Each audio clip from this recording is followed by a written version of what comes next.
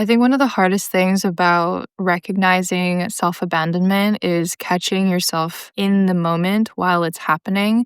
Because I think for so many of us women who are sensitive, self-aware, we already know when we look back at something that just happened or when we have some space from a situation, we're able to clearly see the ways in which we were self-abandoning. Maybe we were saying yes when we meant to say no. Maybe we were caring too much about how the other person would feel at the expense of our own authentic feelings and needs. And just like playing too much to what's happening externally versus attuning to what we're truly feeling, thinking, wanting, and needing. So I think what's tricky about those situations is that we look back and we think, this is what I should have done. But in the moment, I wasn't actually able to catch myself and stop myself from doing that. And this is such a common experience. I think that with so many of us, we get really good at analyzing our patterns. We look at it from our heads as this is the story, this is the trauma, this is the pattern. You can point exactly to where it's coming from. And yet it doesn't make it any easier to break that pattern in the moment. And this also ties into a request that I had from a while ago from another subscriber making a video about the freeze response in the body, functional freeze. And while this isn't going to go into the nuts and bolts of how that works, in the nervous system, we have what's known as a freeze response, and that is basically where instead of mobilizing, instead of being able to respond and move with a situation, which is what we would want in the moment when we are experiencing a potential self-abandoning situation, we would want to be able to be connected to ourselves, connected to our bodies, and mobilized in our nervous system so that we can say the thing we mean to say. We can feel our authentic feelings in the moment and bring about the actions, the boundaries, the words that help us to stay in alignment with that. So when we look at these types of situations from a more somatic or body-based perspective, or even nervous system-based perspective, we can see that we get frozen in the moment when we want to do one thing or we know we should be doing something, but we're not actually able to follow through. And there are so many different technical explanations for why and how this happens in the nervous system. But I think what you're truly interested in is how to move through it, how to help yourself be more in touch with these cues, how to get closer and closer to actually being able to respond in the moment and show up as your most authentic self in the here and now and not just after the fact, like looking back, being like, this is what I should have done. Why didn't I just do it? And then beating yourself up for not following through. Thawing a freeze response in the nervous system takes time and it takes patience, right? And it is a step-by-step gradual process in which you will build up the capacity, build up the ability to be able to show up in the way that you want. And in the beginning, I think when we have this awareness, when we want to show up differently, what we can actually do is work with what we've got, right? So our nervous system has the ability to self-reflect. We are able to look back on a situation and think about what we would have done. So we can actually use that to our advantage. This process, I don't know if it has a formal name. For us, let's just call it somatic reprogramming, because what I'm referring to is we get to replay those scenarios in our heads as they happened in the past. And we can actually use our power of imagination to visualize things happening differently. Neural reprogramming, subconscious reprogramming, or even visualization.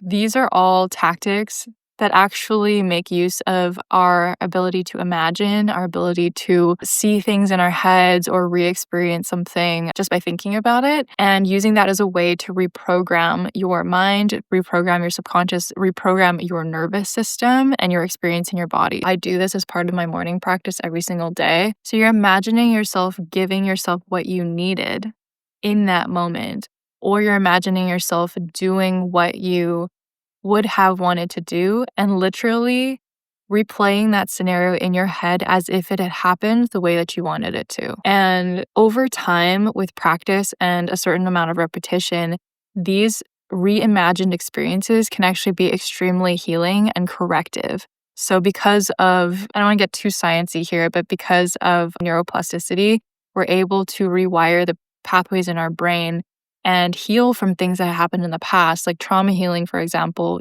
draws on a lot of these techniques to help a person process something that happened in the past that they can't really do anything about in this moment, but they can use their power of thought, their power of their mind to reframe, reimagine, re-experience what it was that happened in the past that helps them then move forward and heal from those things. So we can take some of those concepts and apply them for healing self-abandonment. We'll take the example of you said yes to a plan that you internally didn't really feel great about. It wasn't a full body yes, and you said yes anyway because you didn't want to let somebody down.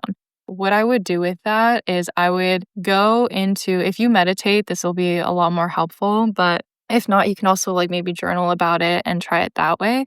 But what I like to do is I like to just close my eyes, drop into a more meditative state, and then just remember that situation. The more you think about it, the more it brings back the response in your body, and that's what we're really after. So when you think about, okay, how did it feel to experience that in the moment? Then sometimes you might notice your heart is racing, or you might notice this tension or tightness in your body. You might notice your palms are sweating or your underarms are sweating, or that you just feel really tight and anxious. So these are all different indicators of this is what your body was doing in the moment that you were self-abandoning. These are all signs that your body was self-abandoning in the moment. And so just kind of freeze frame that for a moment. Once you get to that place where you can feel it in your body, you ask yourself, what do you need? What would you have wanted to do, say, or feel? And then you can use your imagination to fill in those gaps and create the outcome that you would have wanted. Because your thoughts create your experience. When you imagine the taste of a lemon, your mouth starts to water already, right? Or if you imagine something scary happening, your heart starts to race. It's the same concept. We can use our imagination when we think about the things that we want to happen, when we think about what we would have wanted to experience and feel, then our body starts to actually experience that as if it was really happening. So, as you can imagine, there are many different ways that you can apply this amazing skill that's free and it's completely available to you. You can apply it to any situation that you want, basically. And I have played with this a lot in my self-healing journey, and I've found some tools and things that really work for me that I keep coming back to, that I do every single day, and that have helped me to deeply, deeply heal my core wounds, heal my body, have helped me to heal my relationships, really step into my worth. So the list goes on for the benefits of really tapping into the power of your imagination as one of your self-healing powers. And yeah, it's very applicable to the area of self-abandonment.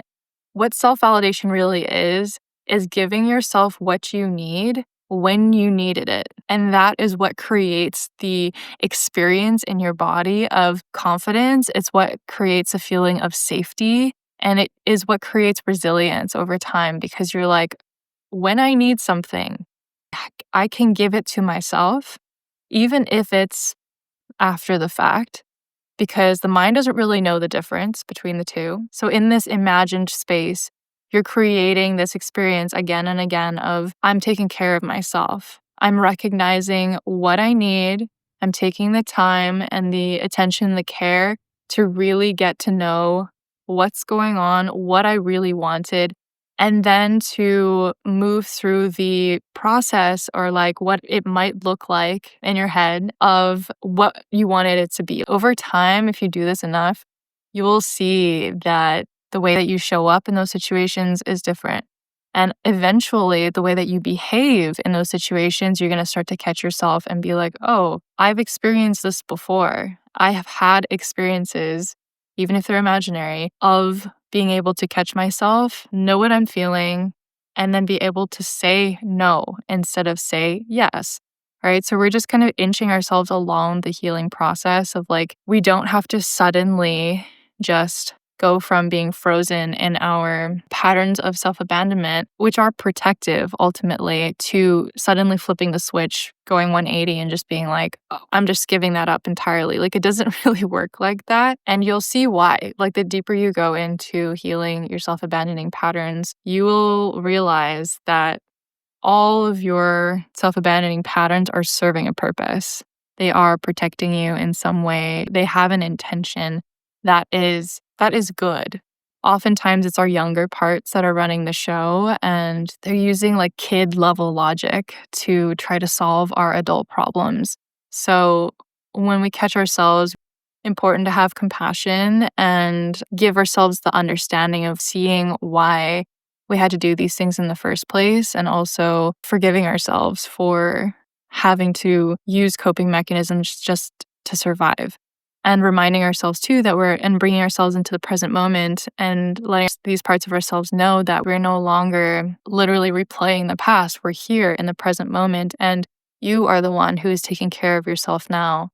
And you have the power to give yourself what you need. The other thing I want to say about self-validation is that in the word itself, it implies that it's an internal process, right? Like, it makes sense that the validation is coming from within you. So when you go inwards, it is you learning to provide to yourself what you needed. In this case, maybe love, compassion, understanding, just space to be who you are. Give yourself permission to feel what you feel. External validation is something that I also struggled with majorly for a lot of my life, and what has helped me come into a much more grounded and worthy place within myself is doing this practice that I'm explaining to you right now, which is going inside, going inwards, connecting with the part of myself that wants that validation, that wants to perform for love and connection, and then asking her, like, what can I do for you? What is your need? What's your intention? And really just giving her the space to share authentically with me in a space of non-judgment, and coming from a place of like real curiosity and like wanting to understand why she's doing what she's doing so that I can help her. Like, we're on the same team, you know? In the beginning, when we're learning to heal these things, it can be really easy to turn on ourselves and to judge and criticize ourselves for wanting attention, for wanting validation. But I just also want to remind us all that the need for attention is like, it helps you to survive. It's a human need. It's something that we all want and crave.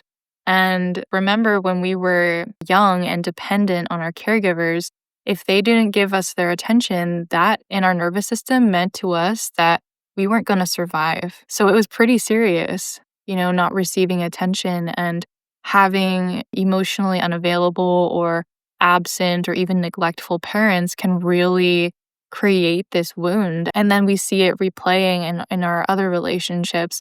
We feel that anxiety of not being okay, anticipating like not getting our needs met, because it's all being connected back to these initial original experiences of not being paid attention to. That's why I'm sharing this technique with you, and I have guided practices that you can use as well in a lot of my courses that you can check out in the description box below. I just have a lot of compassion for anyone who struggles with this, because it's such a painful pattern to experience. It's such a painful way to live, to want to just do everything for everybody else and to put everybody else first. It's basically abandoning who you really are in favor of what everyone else wants you to be, so that you might feel safe or more loved or more connected with. Those are all valid reasons to want to look externally for validation. So if you're going through that, you're not alone. I've been there too. And that's honestly one of the reasons why I got into self-healing at all, is because it caused me so much pain and discomfort, both physically and emotionally, that I had to find my own way out of it. And it's pretty amazing when you look at all of the different tools that are out there and realize that they're based on abilities that you already have. Oh man, the other major piece about looking externally is that it gives your power away. And when we think that the answer is out there, when we think that we need someone or something else to come save us, to come fix us, or to just give us the approval that might make us feel better, as much as I understand where that belief is coming from and the desire, it's also a self-perpetuating loop. And it's often a negative feedback loop too, which only makes things worse. Yes, there are a lot of tools out there that you can use to learn to feel more whole from the inside. The things that I teach are based on my own experience, my own personal journey, having had to kind of just figure it out on my own. And I wish that someone had given me these tools like years prior. And that's why I do this work, is because I don't want other people to have to suffer and to experience the pain of disconnection from themselves for longer than they need to. Taught me so much. And also, we don't need to be looking outside of ourselves for solutions. And I hope that by sharing this tool of just using your imagination, which is something that we all have access to varying degrees, I hope that that helps you to realize that your power isn't here, not out there. Let me know how it goes. If you decide to try this practice, we'd love to hear your thoughts. Thanks for joining me today. I'll see you in the next video.